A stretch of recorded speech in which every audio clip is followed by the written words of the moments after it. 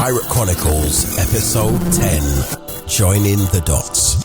Most artists who have been involved in UK music in different fields, different genres, and have been involved in pirate radio always had the top lists of stations that would have been on the bucket list, past or present. For House and Garage, for example, it would always be Freak FM. In Jungle and Drum and Bass, the most popular of all would be Kool FM, later changing its name to Kool London. Well, I achieved this goal in 2011 to 2014.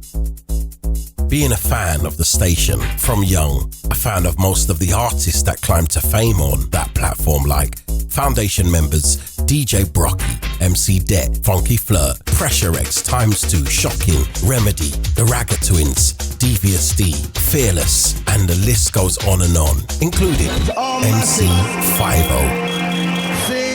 And that's the way we like it. Remember, we're building this foundation just for you. You're dealing with the pioneers and the guardian angel. Before you touch that.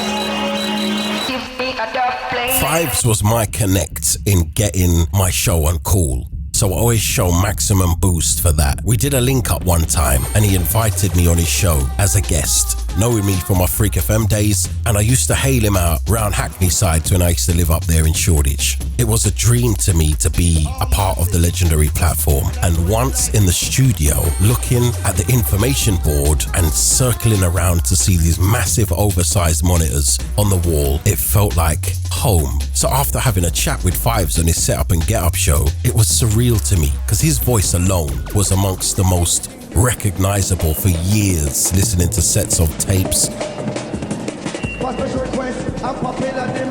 from the radio and in Clubland, walking through to Arena 2 where you would find the House and Garage Arena when the Junglists will be in Arena 1. So it was an honor for me after presenting the show with him. I said with the utmost gratitude that I would love to have my own show on Kool London. He said, no worries, King. I'll make that happen, see? Next thing I know, I received a phone call from Funky Flirt. He rang me and said, yes, bro, I hear say you're after a show. Well, I've got one for you. I was delighted, but being me, I had to break the chain. And I said, I want to change the format though, Flirt. Just to keep it real for my garage followers, I want to present a multi-genre show. By this time, in 2011, I've heard Father Eastman playing reggae shows or other members on their shows, classic hip-hop, and the show was offered a Thursday morning from 9 till 12. So I could play an hour of garage, then mix it up with a jungle set and maybe some other multi-genres within the set, presented right with a structure and formula. He says, I'll get back to you. When he did, he agreed, which felt awesome, being the one to flip the script and to bring a whole new entity to the Kool London empire. The show started with massive success, every Thursday being on a major iconic station. The Thursday morning meltdown. Again, feeling my blessings, I thought, how can I expand to a wider audience? Because it wasn't easy being on multi-award-winning station known for hardcore jungle and drum and bass and be up there playing garage. It was frowned upon in certain places. Anyway, there was more I can do. I can educate. My style of radio presentation is to take you on a journey to understand the path that was laid before to where it is now. The genre of music I'm playing at the time could be presented in such a way, making and breaking music, presenting it from what record label, who was the producers, who was the original authentic artist behind it, where did the samples come from. So that was my thing. Got me thinking. Educate people on UK music and the artist. For example, there was tons of jungle tracks with samples taken from old school sound system tapes. One of the most sampled at a particular era was the Mighty Saxon sound. Right, you know, people, operator just entertain the people till the live recording go on. See? Let me go run it. In. Oh wait, what are we your time fly past? If the phone even go in the live recording and start. No! Paddington pass, you not ready? Brixton pass, you not ready? Alston pass, you not ready? Wilson pass, you not ready? Saxon pass, you not ready? I was already friends with Tipper Irie, so I reached out to him with my request. I said, I was too young when the live recording of Coughing Up Fire was recorded with Saxon, and I wanted to recreate this on a Saturday show on Kool London, a station that has played all of these jungle classics with samples from Saxon sound artists and selectors like Papa Levi, the Squadron Leader, Tipper Irie, Daddy Colonel, Rusty Sandy, and of course, Trevor Sax. To all British residents and citizens. Tipper said, I'm not sure about that, King. I don't know how that would work because the Saxon MCs doesn't really perform as a team anymore. That was a long time ago. Members have grown and flown the nest, but I insisted. And after months of planning, one by one, speaking to the members through Tipper or directly, they agreed to join me for a Saturday takeover, which went down in history, breaking the mold once again with the Mighty Saxon rubber dub session live like the days of old. Was a Saxon, a big sound. I say muscle, a big man. I say mini muscle, a long time around the place. Some boy feel cool. Mercy, mercy, mercy. Tipper Irie in a party. What do we run? Come follow me. What do we run? Come join me. We got the Saxon, we're permanent.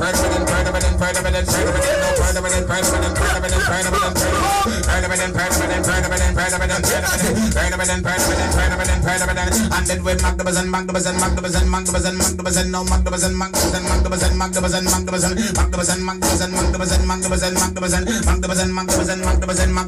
and then we ring ding ding yes Magdabazan with down with a sound ding ring ding ding yes Magdabazan with down with a sound thing and then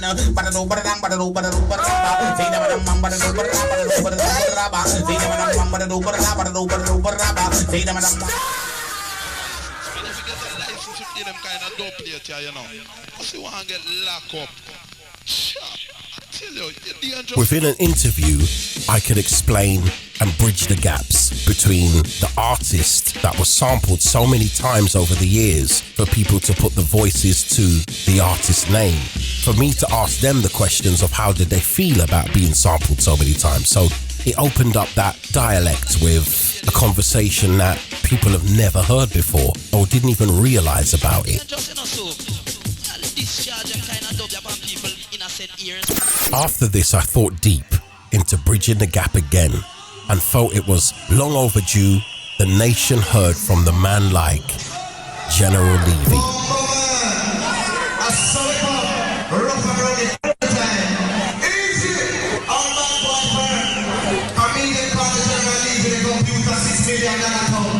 And if you never know, I know you know.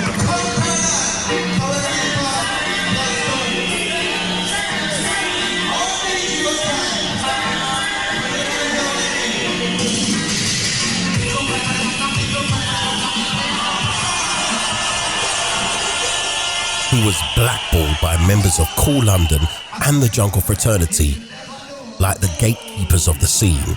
This was intense. Select up, young it, don't even touch down yet, young it. Don't touch it down yet, ain't tight. Right, see? Okay, hear this now, see? All night long we've been going on about saboteurs and perpetrators. Seems like the house is full, see? And that's the way we like it, see? Now listen up. We're gonna get straight to the point with this now, see? We come to hail out the saboteur and perpetrator of the night, see? Butting up his mouth, running up his mouth, talking about he's running things. But let me tell you this, see, people like myself and the original junglists like Rose, see, remember, we're the pioneers and the guardian angels of jungle. See, let me tell you this is who the perpetrator is. I'm gonna give you his name, and his name is General Levy. See? I wanna hear it, see? His name is General Levy. Speaking to my brethren General, who I've known for a long time, including his older brother, and is an upstanding, respectable brother, and expressed my thoughts for a guest interview on Kool. His immediate reaction was like, no, not gonna do it. That station and the members on there were responsible for blackballing me from London for years, since 1994. Remember, this was 2011. He was still getting bookings, but it was on the European circuit, fully booked at all times. But the UK never showed him any love. This has to change. I can help with my platform. He already told me the story behind it. Now, what it was being a dancehall artist originally, and from that culture and era of sound system culture, they would say and present themselves a certain way.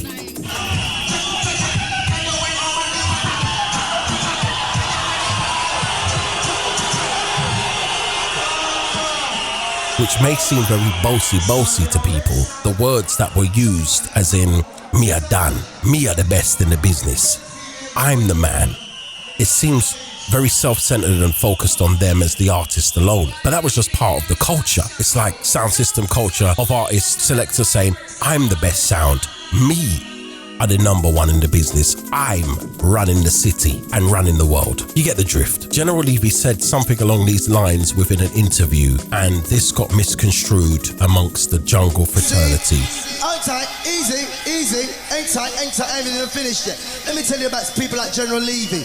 People like General Levy are just trying to open doors for the mainstream so they can come into us and take the piss with us. See? So when he's talking about he's bringing it national, we don't need people like General Levy bringing it forward. Let me tell you this, we have been here, we're the cornerstone of jungle. See? People like General Levy has not paid their respects to jungle. See? They have not paid their dues and their respect. Easy, ain't tight, easy. I said to him, this was a big misunderstanding. Why has nobody joined the dots from this? There is a straight opportunity here, and he agreed. I brought him on the show, and this happened live on air. Live call from the 575 this morning. Welcome, caller, you're live. Please do not swear. Yo, blessings. Yo, afternoon. Maddness. Yo. Can you hear me? 5-0. Yeah, man. What's going on, 5-0? Put me live. I'd like to speak to General himself. Yeah, man, you're live. Yo, 5-0. Yo, General. Yo, 5-0. Wagwan. Yo, General. Yo. Yes, but man, I hear now, General. I'm glad you're doing on the place, man. Yeah. I'm glad that we put I'm glad you put the thing straight, because I don't even say this. General, I just want to say this, yeah. It was nothing directly against you, you know. Yeah, See, okay. as you put it straight, it was about character assassination. Let me just say this. I personally think I might have handled it immaturely at the time. Okay. But I just wanted to say, you know, nothing love all the time. As I said, it was nothing never against you. Your music's always been good. Okay. All right. Okay, so your music's always been good. It's always been funny. It was nothing directly against you. All right. And the fact that, like you said, that the media misinterpreted this situation, then yes, I truly believe in that. As I said, I might have been a bit immature in handling the situation, but nevertheless, big up all the time, and I'm happy that you're at Kool London. Yes, For real. All right, 5. But you know what I mean? I just go out and keep up the work I do. So I just want the whole world to know that there's no issues between myself and you, so we should just put it straight. In the 21st century, there's always love for you, General. Always. I hear that, 5-0. All right? See, my brother? Yeah, so man. just go on doing it, you make some great cues for jungle. And as I said, enough love to you each and every time. Straight from my stuff, from my heart. You hear me? I hear that, man. MC 5-0, respect for that. All right, I hear that. And everything laid to rest now. It's all good. Everything sorted out. Bless up, man. Bless up. MC 5-0. All right. Yeah, enough respect. Big up the Godfather 5-0. And it's good when they show, you know, respect. And it's good when they can say, actually, well, maybe there was a mistake made back then. Yeah, look a bit immature. But, I understand. I mean, at the end of the day, the media, there was a lot of excitement at the time. A lot of stuff was going on. But, you know what I mean?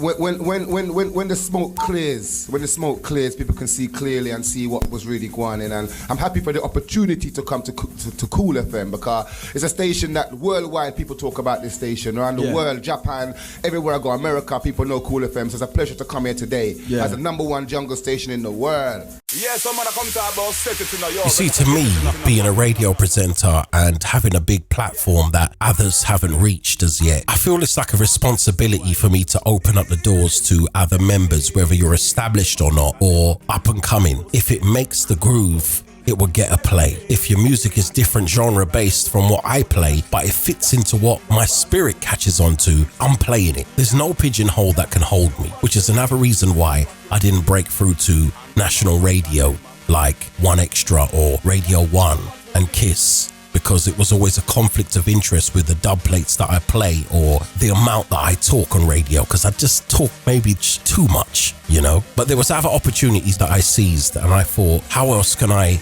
bring forward the forbidden fruit of guest? I do not want to have the same as everybody else, because that's just not what I do. I'm the opposite to normal. And then came in 2012 another opportunity to bridge gaps, working with the Saxon sound artist Papa Levi and Daddy Colonel we created something on my dub kinetic genre. They brought forward some lyrics that they were so happy to write and put down something constructive on a big tune that inspired us all. So I got that project signed, but we wanted remixes. And there was someone that I brought to the table who had moved away from the jungle scene and was away for 12 years, where people stopped asking questions where she was. I made contact overseas in the States. Long story short, I started a campaign to bring her back to London City. She done a remix for me, which sparked back the fire and flame. Big ups to DJ Rap.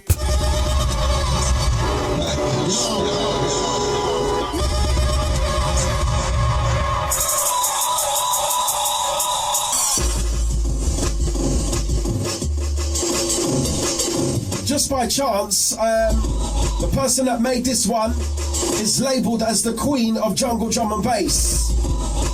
And we welcome her finally in the studio. It took a lot to get here, right here at the Mighty Kool London HQ. Welcome, DJ Rap. All right, Gremlins out of the studio, here we are. You're back in London now, so you see it's back on that one, you know. I know you've been living the high life and stuff like that, you know. How's things been going? Man, it's good to see you. It's good to see you. Yeah, this reminds me of my pirate days, but more polished. No, right. You don't have porn all over the walls. No. We just got flyers and that sort of thing for things that actually mean something about music. The Information Centre.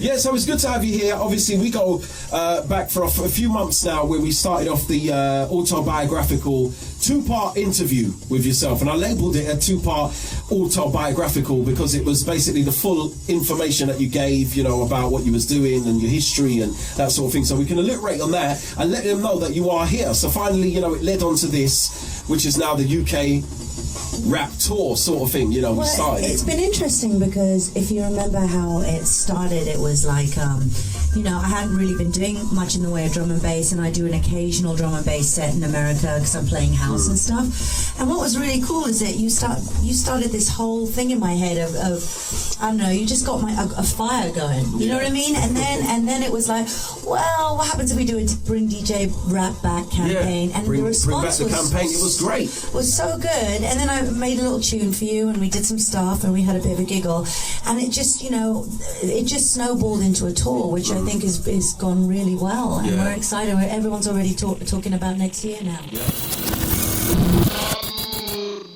And it continues to go through the generations of time. Also, within my time on Kool London, which I would never ever forget, there was one guest that posed a major problem. The network didn't want them on, and I was pushing the issue to break them through. That artist was Pirate Chronicles, episode 10. Let me tell you something.